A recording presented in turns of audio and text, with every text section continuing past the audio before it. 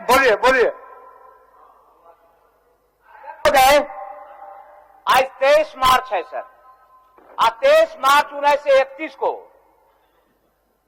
अंग्रेजों के खिलाफ में और भारत की आजादी के लड़ाई में भगत सिंह अहम रोल अदा किया था सर।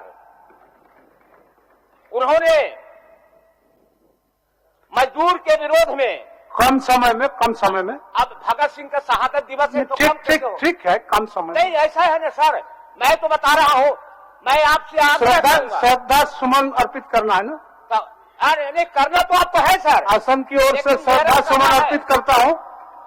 आसन और सदन दोनों की तरफ से श्रद्धा सुमन अर्पित करता हूं। चलिए इसके लिए बहुत बहुत बधाई सर, लेकिन फोटुआ देख लीजिए सर।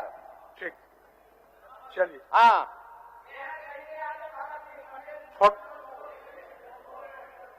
फोटो को भी हम उनके प्रतिकृति को भी देखे और प्रतिकृति लाने वाले माननीय सदस्य मेंबर को भी देखे और दोनों को एक साथ धन्यवाद और प्रणाम। चलिए बंधु तिर्की जी, अल्पसूचित प्रश्न।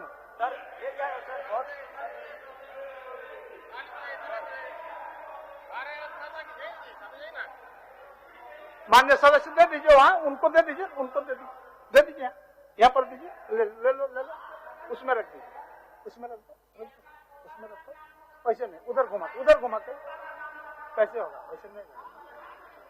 वाह, ये है सर, ऐसे लोग माननीय बंधु तिर्की जी, हो गया दोनों का आसन से एक को श्रद्धा सुमन और एक को नमन। माननीय सदस्य एक को श्रद्धा सुमन भगत सिंह जी को देश के लिए लड़े थे और जो उनको लाने वाले को भी सदन की ओर से धन्यवाद जो उनको याद रखा है आज के दिन में। चलिए माननीय बंधु तिर्की जी, अब अनंत जी थोड़ा आगे बढ़ने का सहयोग करें। अनंत जी, आज अंत भला तो सब भला, आप पूछते ही हैं। हाँ ठीक है। माननीय बंधु जी।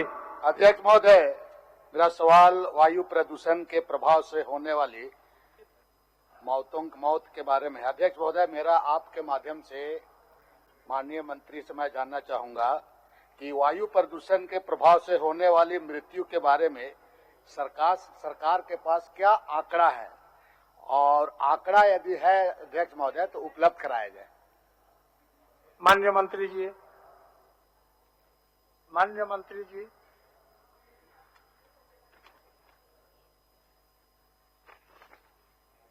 अध्यक्ष महोदय, माननीय बंधु तिर्की जो सवाल किया है, उत्तर में खंडवार दिया गया है। जो पहला है जो कुपोषण का बात है, अभी स्पष्ट रूप से दिया गया है। और दूसरा खंड में है एनएमपी परियोजना के तहत झारखंड 14 स्थान में वायु गुणवत्ता का मॉनिटरिंग किया जाता है। उसमें 13 है, एक बंद है और उससे मॉनिटरिंग का मानक गुणवत्ता है। और तीसरा खंड में भी जो दामोदर नदी के जल के सभी पैरामीटर मानक के अधीन पाया गया है। और हम माननीय सदस्य से जानना चाहेंगे और क्या उसमें पूरक जानना चाहता है। अध्यक्ष महोदय, मेरा सवाल था कि भाई वायु प्रदूषण के प्रभाव से होने वाली मृत्यु के बारे में सरकार के पास क्या आंकड़ा है, अगर आंकड़ा है तो उपलब्ध कराया जाए। ठीक, कोई आंकड़ा है? वायु प्रदूषण से कितने लोग प्रभावित हुए हैं या ग्रसित हुए हैं, इनके पास अभी वर्तमान में कोई आंकड़ा उपलब्ध है तो करा दीजिए, नहीं तो बाद में करा दीजिए। अभी ऐसा कोई आंकड़ा नहीं है, लेकिन 13 जगह में ये सब मॉनिटरिंग करने के लिए व्यवस्था की गया है और उस द्वारा उस माध्यम से एक गुणवत्ता आया, ऐसा मानक गुणवत्ता है, उसमें कहीं किसी प्रकार का कमी नहीं है। ठीक है बंधु जी। पूरक है सर कि अध्यक्ष महोदय, खंड घ में मैंने मंत्री जी से मैंने पर्यावरण प्रदूषण पर रोक लगाने के लिए प्रश्न किया है। विभाग द्वारा अपने उत्तर में कहा जा रहा है कि रांची, हजारीबाग, रामगढ़, पश्चिम सिंहभूम, दुमका, पाकुड़ और साहेबगंज शहर में स्वच्छ वायु कार्य योजना विकसित करने हेतु सेंटर फॉर इन्वायरमेंट डेवलपमेंट को कार्य सौंपा गया है। अध्यक्ष महोदय, मेरा आपके माध्यम से मैं माननीय मंत्री से जानना चाहूंगा कि सरकार जो कार्य की प्रगति का जो कार्य उस संस्था के द्वारा, चूंकि कुछ संस्था फर्जी होते हैं अध्यक्ष महोदय, तो उस संस्था के द्वारा जो कार्य किया गया उसका प्रगति उपलब्ध कराएंगे, प्रगति जो किया गया उसको उपलब्ध कराएंगे। माननीय मंत्री जी, उनका प्रगति रिपोर्ट का कुछ दस्तावेज आपके पास है क्या? महोदय, अभी प्रगति का तो दस्तावेज नहीं है, लेकिन 1-2 साल से एक काम कर रहा है और हम वो प्रगति रिपोर्ट मंगवा के हम माननीय सदस्यों को हम अवगत करा देंगे। ठीक है माननीय सदस्य। माननीय सदस्य ढुल्लू महतो जी। ढुल्लू महतो जी। अध्यक्ष महोदय, आप माननीय सदस्य अभी आए, थोड़ा बैठिए, थोड़ा 2-4 प्रश्न होने दीजिए, उसके बाद तो आपका सूचना के लिए आपका समझ रहे हैं, हम समझ रहे हैं कि आप व्यवस्था पर खड़ा होने चाहते हैं, लेकिन वो व्यवस्था पर हम पुकार दिए, आपको फिर बाद में दे रहे हैं, बाद में दे रहे हैं। बोलिए ढुल्लू जी। अध्यक्ष महोदय, मेरा सवाल था अध्यक्ष महोदय, डीएमएफटी फंड के द्वारा बाघमारा विधानसभा क्षेत्र में 18 पंचायत में पेयजल का काम हो रहा था अध्यक्ष महोदय, जो कि मतलब हमें लगता है कि 25% नहीं हुआ अध्यक्ष महोदय, और उत्तर हमें मिला अध्यक्ष महोदय जिसमें लिखा हुआ है कि 58% काम हो चुका है, जबकि लगभग 3 वर्षों से ये कार्य हो रहा है अध्यक्ष महोदय। हम जानना चाहते हैं अध्यक्ष महोदय आपके माध्यम से, ऐसा कौन कॉन्ट्रैक्टर को दिया गया जो इस तरह का, और वहां पे जो राज्य सरकार द्वारा जो अधिकारी को अधिकृत किया गया अध्यक्ष महोदय, वो गलत रिपोर्टिंग देकर, इस तरह का गलत रिपोर्टिंग देने के कारण वहां के लोग जो उत्तर दिया हम वहां पे भेजे, तो लोगों का कहना था कि जब 25% काम नहीं हुआ, 58% का कैसे दिखा रहा है? तो उस कॉन्ट्रैक्टर को काम करने की इच्छा है कि नहीं इच्छा अध्यक्ष महोदय, ये हम आपके माध्यम से सरकार को जानना चाहते हैं कि सरकार उसे अधिकारी या उसे कॉन्ट्रैक्टर पर कार्रवाई कर रही है कि नहीं। माननीय मंत्री।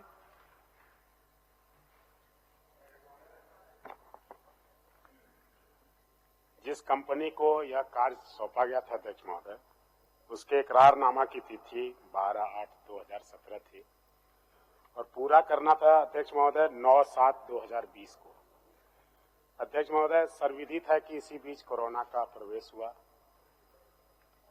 जनजीवन और सभी विकास के कार्य रुक गए अध्यक्ष महोदय। इसी कारण इस कार्य के भौतिक प्रगति में देरी हुई अध्यक्ष महोदय। इसी कैलेंडर वर्ष में इस योजना का उद्घाटन जो 20 पंचायतों के 65 ग्राम के 29,182 लोगों को कनेक्शन देकर चालू कराना है, माननीय सदस्य के हाथों हम करवा देंगे अध्यक्ष। माननीय सदस्य।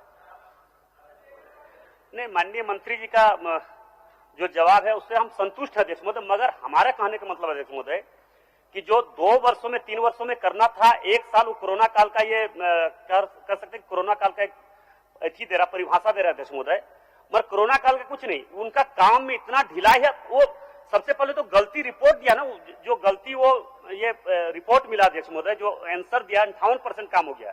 तो हम चाहते हैं मंत्री महोदय जी से कि इनका जांच करवा ले और जो भी व्यक्ति इस तरह का गलत रिपोर्टिंग किया सरकार को, उस पर कार्रवाई हो अध्यक्ष महोदय। ठीक, माननीय मंत्री जी। ठीक, माननीय सदस्य बंधु तिर्की जी। अध्यक्ष महोदय, ये बहुत महत्वपूर्ण सवाल जनजातीय और क्षेत्रीय भाषा से रिलेटेड है। मेरे द्वारा पूछे गए प्रश्न के खंड ख में सरकार ने अपने उत्तर में कहा है कि राज्य के सरकारी +2 विद्यालयों में जनजातीय एवं क्षेत्रीय भाषा के विषयों में स्नातकोत्तर प्रशिक्षित शिक्षकों का पद सृजित नहीं है। अध्यक्ष महोदय, तो क्या सरकार +2 विद्यालयों में जनजातीय एवं क्षेत्रीय भाषा विषयों के शिक्षकों का पद सृजित करने पर विचार रखती है, और विचार रखती है तो कब तक? माननीय मंत्री जी। अध्यक्ष महोदय, विश्वविद्यालयों में पद सृजित हैं और उनमें शिक्षण कार्य भी कराया जा रहा है। स्कूलों में भी 466 शिक्षक नियुक्त हैं जो शिक्षण कार्य करवा रहे हैं। +2 में सिर्फ अभी कोई पद उसके लिए नहीं निर्धारित किया गया है। बहुत जल्द निकट भविष्य में इस पर सर्वे कराया जा रहा है और पद का सृजन करके उस पर बहाली की जाएगी। +2 में सिर्फ नहीं है शिक्षक। सरकार के द्वारा कहा जा रहा है अध्यक्ष महोदय कि पद सृजित नहीं है, और ये भाषा के संबंध में जो हाल के दिनों में काफी सदन में चर्चा भी की गई, तो मेरा यह कि भाई प्रशिक्षित शिक्षकों का पद आप सृजित करना चाहते हैं कि नहीं? सृजित करना चाहते हैं तो कब तक? ये तो कम से कम जवाब दे दे सरकार। माननीय मंत्री। अध्यक्ष महोदय, आवश्यकता अनुसार जहां +2 विद्यालयों में जो जितनी जरूरत होगी उस अनुसार सर्वे करके और पदों का सृजन करके नियुक्ति की प्रक्रिया की जाएगी। अध्यक्ष महोदय, मैंने ये जब आप सृजित एक उम्मीद तो कम से कम जगाए। एक मिनट मैं आप इस पर सीपी बाबू भी कुछ बोलना चाह रहे थे। आप और क्या पूछना चाहते हैं? अध्यक्ष महोदय, सरकार इस बात को मानने को तैयार है कि भाई बंधु जी बैठिए। उच्च शिक्षा में हमने पदों को सृजित किया है, शिक्षक की जो कमी है उसको भी दूर करेंगे। सरकार हमें यह बताए कि अभी जो नई शिक्षा नीति आई है, नई शिक्षा नीति में भाषाई शिक्षकों की अनिवार्यता की गई है अध्यक्ष महोदय, और उस पर जोर दिया गया है। और अगर लोअर में, प्राइमरी में, हायर में, +2 में अगर पहले पढ़ाई नहीं संपुष्ट होगा तो फिर हायर एजुकेशन का क्या मतलब होता है अध्यक्ष महोदय? इसलिए इसको ध्यान में रखते हुए सरकार को यह जवाब देना चाहिए जो माननीय सदस्य का प्रश्न है कि क्या +2 में भी शिक्षकों की जो कमी है, कह रहे कि नहीं, जहां आवश्यकता होगा पहले शिक्षक हो तब तो लोग पढ़ने के लिए जाएंगे। इसी तरह से पिछले समय भी बहालियों में रुकी हुई है, पहले शिक्षक हो, पहले विषयों की पढ़ाई हो तब तो छात्र आएंगे अध्यक्ष महोदय। तो सरकार इसको अनिवार्य करते हुए इन भाषाई शिक्षकों के पदों को भी सृजित करे और उसकी बहाली करने के सापेक्ष में सरकार उत्तर दे, ये मेरी मांग है। ठीक है बंधु जी आप भी वही पूछ रहे हैं ना? जी, जो बात अभी माननीय प्रदीप जी ने कहा, माननीय मंत्री से उत्तर दिलवा दिया जाए उसमें। ठीक, माननीय मंत्री जी। जनजातीय भाषाओं को आगे बढ़ाने में और उसमें एक स्तरीय शिक्षा उपलब्ध कराने में सभी, चाहे वो स्कूली शिक्षा हो या +2 या ये विश्वविद्यालय की शिक्षा हो, और इसके तहत बहुत सारे स्कूलों में अभी एक कक्षा 1-2 के लिए खड़िया, मुंडारी, कुड़ुक एवं संथाली भाषा की पाठ्यपुस्तक। माननीय मंत्री जी 1 मिनट, स्टीफन बाबू भी कुछ बोलना चाहते हैं। अध्यक्ष महोदय, अध्यक्ष महोदय, यहाँ विडंबना ये है कि पोस्ट ग्रेजुएट में पढ़ाई शुरू हो गई, वहाँ टीचर अनुबंध में रखे गए, लेकिन प्राइमरी सेक्शन में कोई सृजित पद इन भाषाओं के लिए है नहीं। तो क्या सरकार चाहती है कि प्राइमरी स्तर से सेकेंडरी तक पद सृजन करके नियुक्ति करे सरकार? क्योंकि पोस्ट ग्रेजुएट में डायरेक्ट पढ़ाई हो रही है और इधर लोअर सेक्शन में कोई पढ़ाई हो नहीं रही है, ना पद सृजित है, न टीचर यहाँ पर है स्पेशल। तो सरकार मानती है कि नहीं टीचर नहीं है, और मानती है तो पद सृजन करके क्या नियुक्ति करना चाहती है कि नहीं? ठीक, माननीय मंत्री जी। सरकारी एक मिनट बोलिए मंत्री जी। माननीय मंत्री जी का सदन के अंदर उत्तर आ रहा है कि हम लोग उसको संरक्षित करेंगे महोदय। ओल चिकी भाषा जो संथाली भाषा का ये है, उसके 130 शिक्षक महोदय 7 महीने से घंटी आधारित शिक्षक कार्यरत थे पहले से, उसको महोदय साहेबगंज जिला में अभी बैठा दिया गया है महोदय। तो जब माननीय मंत्री जी और सरकार की इच्छा है कि स्थानीय भाषा को, क्षेत्रीय भाषा को महत्व देंगे, तो जिसमें ओल चिकी की पढ़ाई होती थी उन छात्रों का, उन शिक्षकों को कम से कम उसको पुनः पढ़ाने की व्यवस्था तो सरकार करे महोदय। ठीक है, बोलिए माननीय मंत्री जी। सरकार गंभीर है और प्रत्येक जिलावार जहां या प्रमंडलवार जहां जिन भाषाओं की पढ़ाई होती है वहां निरंतर पढ़ाई कराई जाएगी, किसी तरह के कोई नहीं। और +2 में सिर्फ ऐसे माध्यमिक विद्यालयों में 466 शिक्षक अभी शिक्षण कार्य करा रहे हैं। महाविद्यालयों में भी पद सृजित हैं और बहुत सारे शिक्षक अभी शिक्षण कार्य 29 अतिरिक्त ये लगभग महाविद्यालयों में भी माननीय मंत्री जी, और +2 में सिर्फ +2 का सवाल है। +2 के लिए सरकार गंभीर है और निकट भविष्य में जरूर से उस पर पद सृजित करके और बहाली कराएंगे। ठीक हो गया मान्य, पद सृजित करके बहाली कराएंगे। केवल सरकार के कह देने से कि हम गंभीर है, हम गंभीरता नहीं मानते।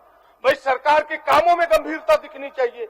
हम सब जो सवाल उठा रहे सारे सदस्य, हम सबका ये मांग है जो कि आप भी समझ रहे हैं कि भाई जो निचले स्तर की पढ़ाई है, अपर प्राइमरी माध्यमिक, कह रहे कि नहीं आवश्यकता पर, भाई आवश्यकता है भाषाई शिक्षकों की, तब तो बच्चे पढ़ेंगे, तब तो नौजवान छात्र और छात्राएं पढ़ेंगी। भाई आवश्यकता आप असेसमेंट कीजिए कि भाई कौन सी भाषा कहाँ है। सरकार एक असेसमेंट कराए, सर्वे कराए और उन भाषाओं के अनुरूप पदों को सृजित करे, शिक्षकों की बहाली करे और इसके लिए टाइम बाउंड दे अध्यक्ष महोदय कि 1 साल के अंदर इस प्रकार से सर्वे करा के उन भाषाओं के शिक्षक के पदों को स्वीकृत करेंगे और फिर बहाली करेंगे ताकि यह पढ़ाई प्रारंभ हो सके। तब सरकार की माननीय मंत्री जी, आप पद सृजित करने का आश्वासन दें और कब तक करेंगे वो बता दें, ज्यादा नहीं। से कहा 2 प्रश्न है। मैंने कहा कि ये 466 पद में शिक्षक ऑलरेडी काम कर रहे हैं, शिक्षण कार्य करा रहे हैं विभिन्न भाषाओं के, जैसे माध्यमिक विद्यालय में जनजातीय भाषा के शिक्षकों की नियुक्ति की गई, जिसमें संथाली के 112, हो के 26, बंगला के 120, उड़िया के 13, कुड़ुक के 79, मुंडारी के 46, खड़िया के 2, खोरठा के 23, नागपुरी के 19, कुरमाली के 19 एवं पचपरगनिया के 7 शिक्षक अभी ऑलरेडी कार्यरत है। सिर्फ +2 में शिक्षक नहीं है, उस पर सरकार गंभीर है और सरकार इस पर बहुत जल्द निकट भविष्य में 1 साल 1.5 साल के अंदर इस पर मान्य माइक पर बोले, माइक पर। हाँ, ये स्पेसिफिक है मेरा क्वेश्चन अध्यक्ष महोदय कि जब प्राइमरी में नहीं शिक्षक रहेंगे, पढ़ाई नहीं होगी, तो पोस्ट ग्रेजुएट की पढ़ाई हम लोग कैसे उम्मीद कर सकते हैं। आप +2 में कीजिए, आप पोस्ट ग्रेजुएट में करिए, उससे कोई मतलब नहीं है। लेकिन इनको समीक्षा करना चाहिए कि प्राइमरी लेवल पे कितने शिक्षक हमारे हैं और पढ़ाई हो रही है कि नहीं हो रही है, जो आगे चल करके उन विषयों में पोस्ट ग्रेजुएट की पढ़ाई होगी, उसके लिए शिक्षक तैयार करेंगे। पहले तो पूरी नीचे से ऊपर तक समीक्षा होनी चाहिए। सरकार को समीक्षा करके बताए कि ये प्राइमरी लेवल पर शिक्षक की बहाली करना चाहते हैं, नहीं करना चाहते हैं, समीक्षा करना चाहते हैं, नहीं करना चाहते हैं, इस पर तो जवाब हो। माननीय मंत्री जी, आप समीक्षा करवाना चाहते हैं? निश्चित रूप से की समीक्षा करवाकर आवश्यकता अनुसार और नियुक्ति करने का सरकार का निर्णय है और सरकार उस पर काम करती है और नियुक्ति हो भी रही है और आगे भी होगी। ठीक हो गया बंधु जी, हो गया।